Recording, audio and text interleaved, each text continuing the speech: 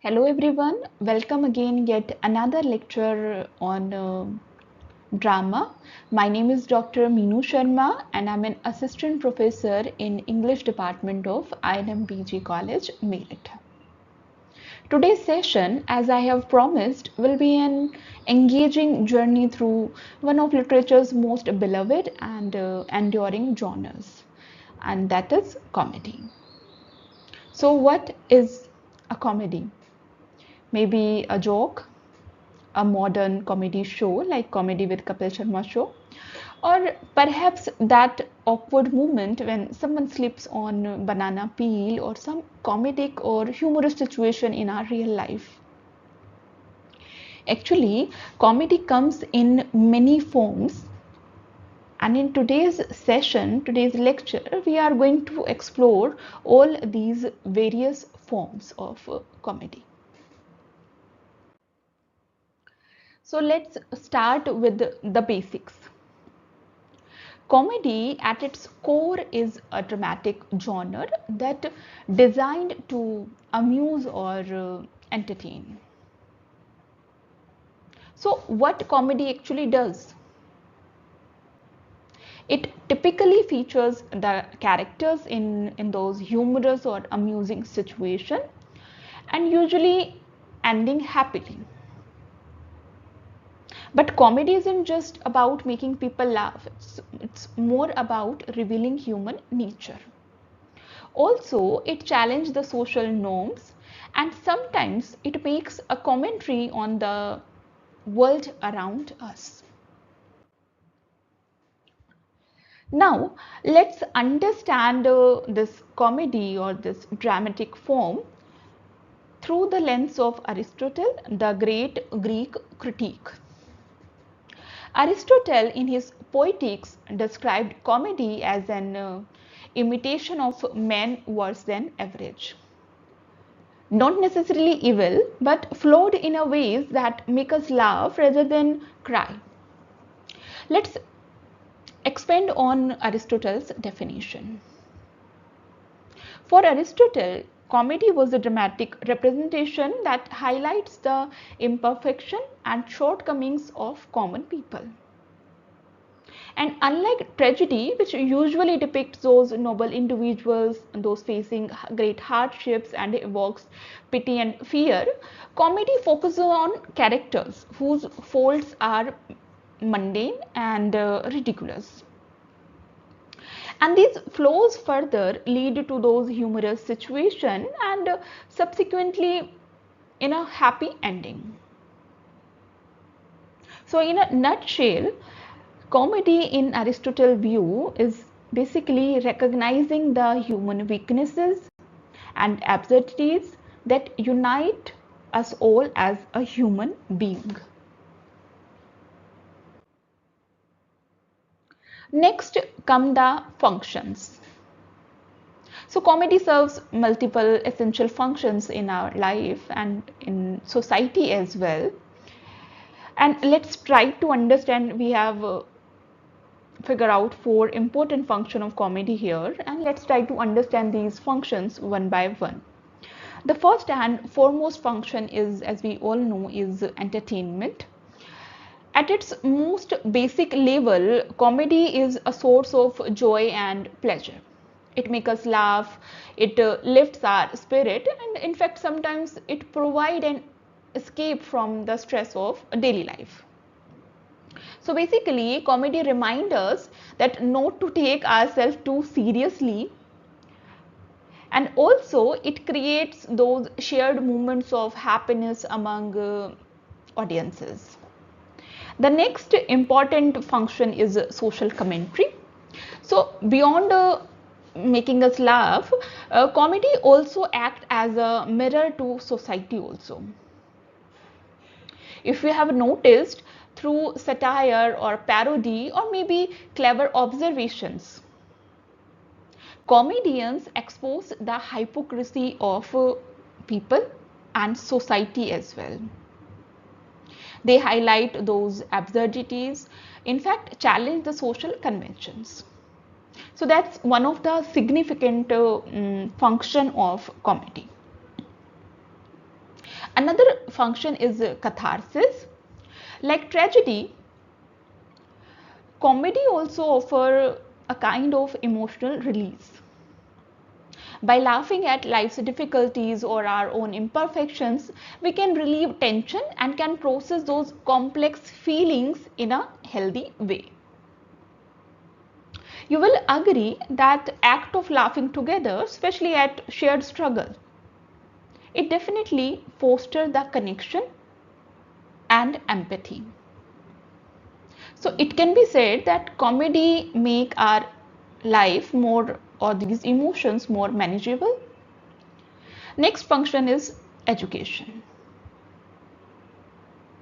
Through joke, stories or exaggeration, comedy help us to see truth about ourselves and the world around us.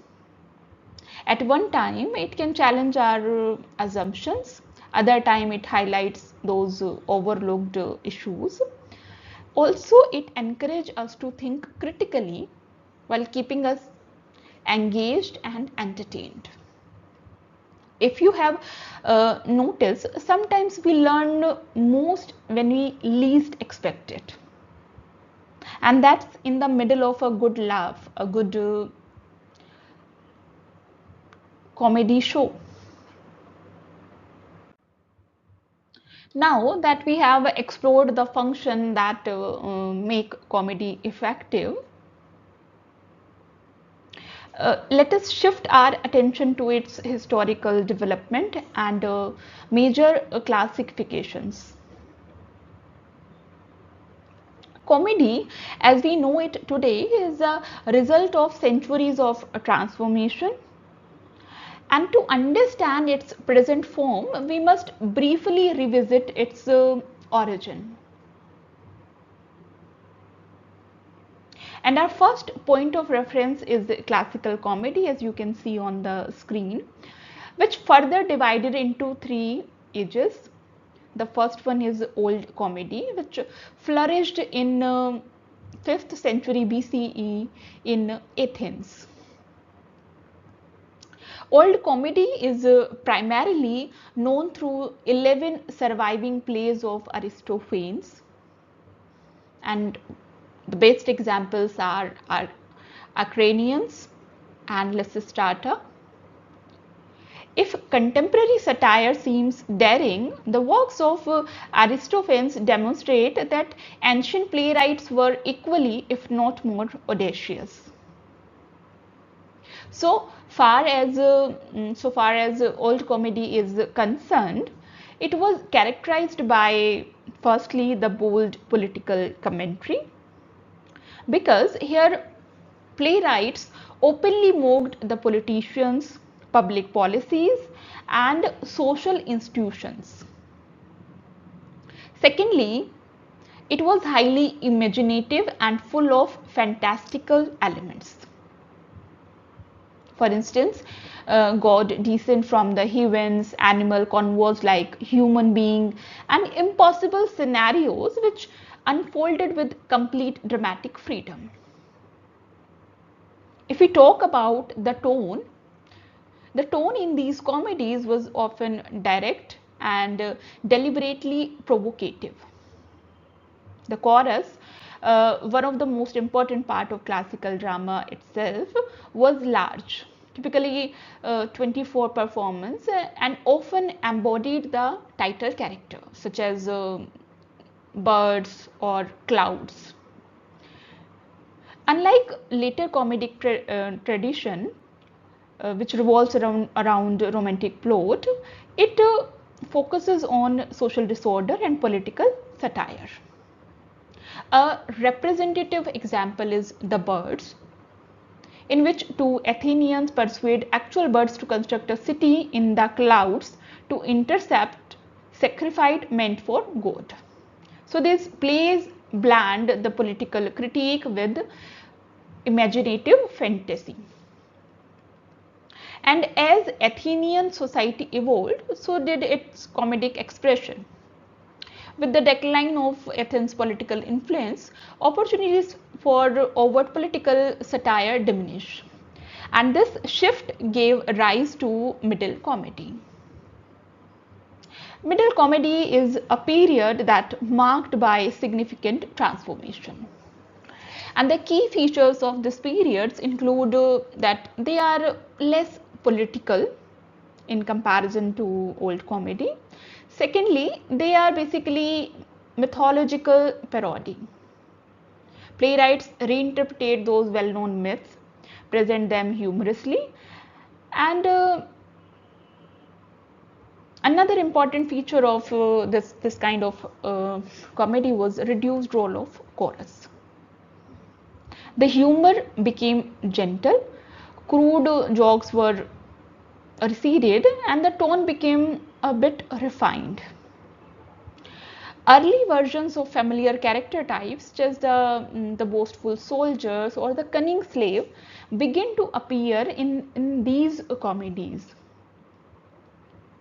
Although no complete plays from this period could survive, but its influence is unmistakable. And definitely it paved the way for the next major development, and that is new comedy. New comedy, particularly in the works of Menander, and here comedy took on a distinctly modern sensibility. In this kind of comedy, the focus shifted from public life to the private sphere. Here, the play revolves around the family dynamics, which further fueled by those social expectations and romantic entanglements. For instance, a typical storyline that involves a young man who fall in love, face so many obstacles like strict parents, social barriers, rival suitors, and ultimately achieving the resolution through revelation of identity or some other reason that lead to a happy ending. These archetypes form the foundation of these countless modern comedies, from stage plays to sitcoms and romantic films. So Menander's influence extended far beyond his own era. The narrative patterns he established during his time continue to shape the comedic storytelling even today. You can notice it in our today's comedy films and comedy plays as well.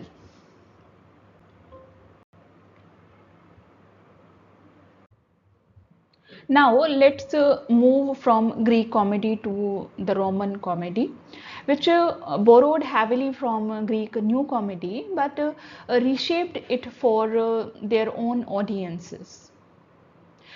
Two major playwrights that defined these traditions were Plautus and Terence. Plautus was writing between 254 and 184 BCE, and he brought a lively and exaggerated style to the Roman theatre. His plays are full of that fast-paced action and sharp wordplay. Plautus is known for his energetic and musically intense comedies, and he was immensely popular in his time and played a very important role, significant role in adapting Greek material to Roman taste. In fact, it often insert that Roman institution, legal terms, and local references into famous Greek plots. Plautus also helped popularize several stock characters. So it can be said that his influence shaped the Roman theatre, that Roman stage of comedy. A little later we meet Terence. His approach is very different. He preferred those subtle humor and realistic dialogues. His characters are more thoughtful, and his plays feel calmer and more psychological. Terence often used double plots, for instance, combining two Greek originals into one richer story. His writing is smooth, balanced, and focused on human behavior rather than just comedy or laugh.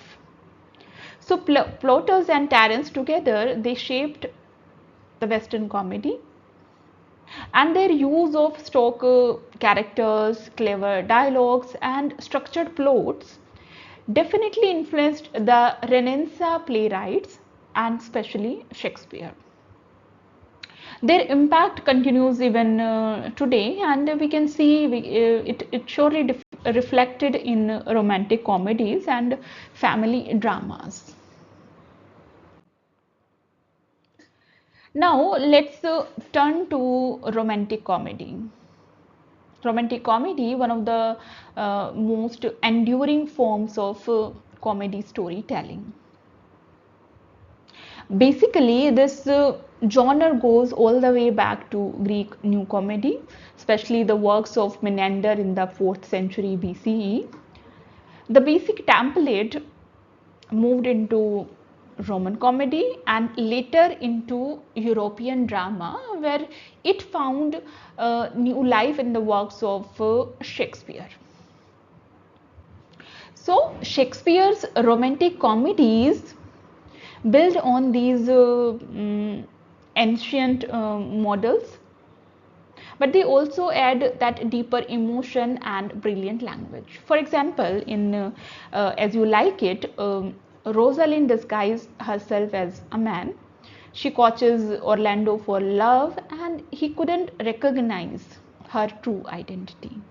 The play ends with multiple marriages, which is a classic feature of this genre.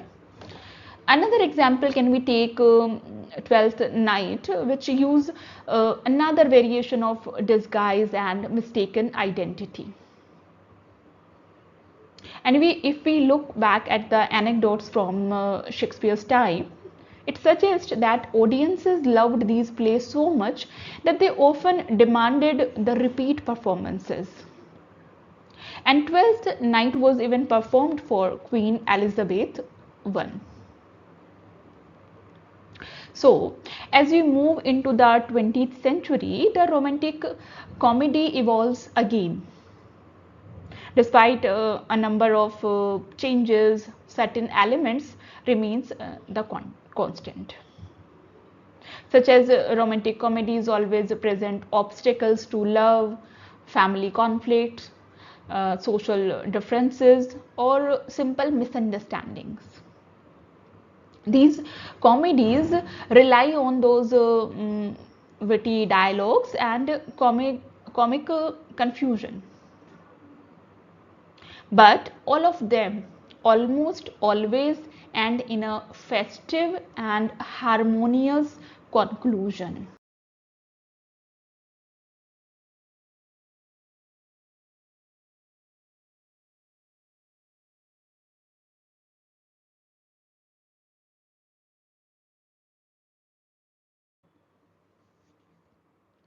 Now let's look at the comedy of manners.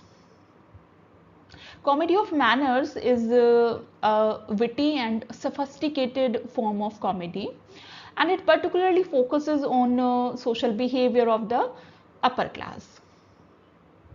This genre thrives on those sharp dialogues and that clever social criticism. It is basically a playful kind of exposure of pretension and hypocrisy. If we talk about its beginning, it rose to prominence during the Restoration period, and the Restoration period when Charles II returned to the throne and encouraged a more indulgent and fashionable court culture. So the playwright responded with this kind of comedies that were bold and stylish. One of the major voices of this era is William Congreve, and his play that's very famous, The Way of the World. It captures the essence of comedy of manners. The witty exchange between Mirabell and Millamant, their negotiation over marriage terms, and the satire of arranged marriages and social combination, all of these together reflect that the strength or the significance of this particular kind of comedy. So what defines this genre? Basically, it relies on those rapid repartee, and plays are usually set in fashionable London, usually written in prose, which gives the dialogue a very conversational feel. The tone of these plays are often cynical, and the characters tends to have flexible or questionable morale. Also, we need to understand that the comedy of manners did not end with the Restoration period.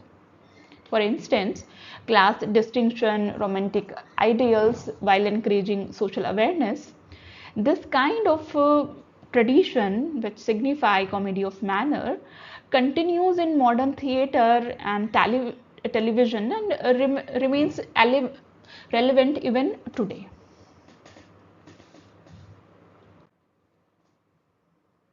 Now, let's turn to farce, one of the most energetic and exaggerated forms of comedy.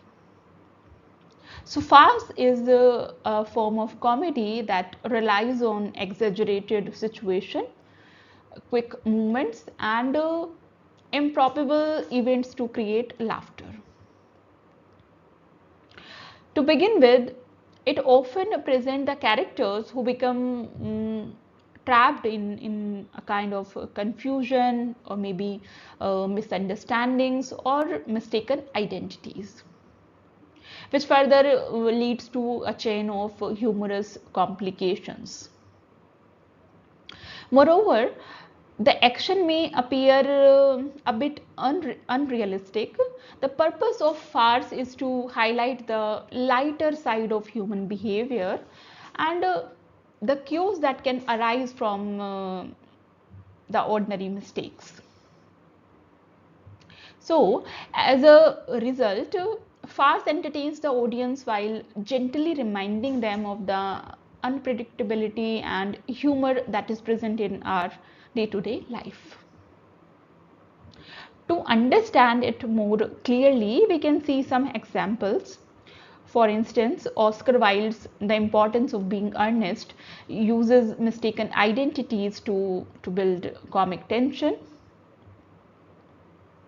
while George Feydeau's A Flea in Her Ear showcased that frantic chases and escalating misunderstanding. Through these examples, it becomes evident that although the events in a farce may seem unrealistic, the genre highlights the humor hidden with human error and the unpredictability of everyday life. Thus, farce remain an engaging kind of form which produce a pure laughter without any deep moral message.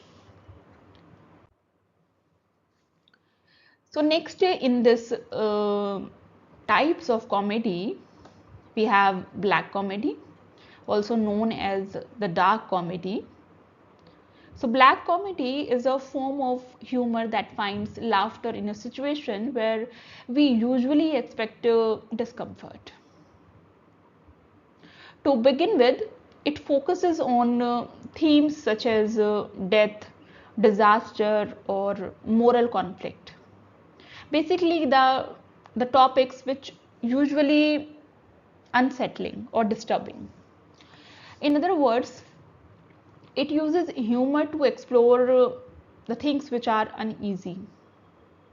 So the laughter it creates, it's often mixed with a sense of tension or maybe surprise. At its core, black comedy take a serious or tragic situation and flip it, so that we suddenly find ourselves laughing at something that we should normally normally make us uncomfortable. So this blend of discomfort and humor in turn encourage us to think more deeply about the issues being represented. For example, Joy Orton's Loot is a classical illustration of black comedy. This play is basically it revolves around a bank robbery and a coffin used to hide the stolen money. And this outrageous and deliberately shocking setup becomes funny, and because it pushes boundaries most comedies avoid.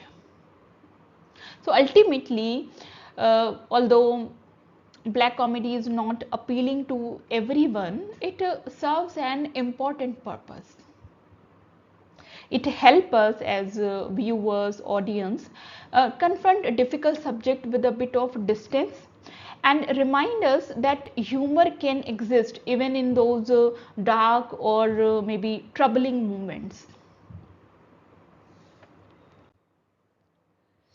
As we wrap up today's exploration of comedy, we can see that we can see just how rich this dramatic form truly is. We have seen that how each type brings its own style, its own purpose and flavor. Together, these forms remind us that comedy is not just entertainment, and we already have discussed that. It is a mirror. Sometimes it's gentle, sometimes harsh. In fact, it reflects the ways we behave. Whether through laughter or reflection, comedy invites us to look at ourselves and our society with those fresh eyes. So this is it. In our next lecture, we are going to shift from comedy to other major types of drama. So we are going to explore tragicomedy, expressionist play, and drama of idea. And I promise each of these genres open up new ways of understanding that human experience on stage. So as we move forward, keep today's lecture in mind, because the contrast between comedy and other dramatic forms will definitely help you to appreciate the full spectrum of that theatrical storytelling. So see you in the next lecture. Happy learning.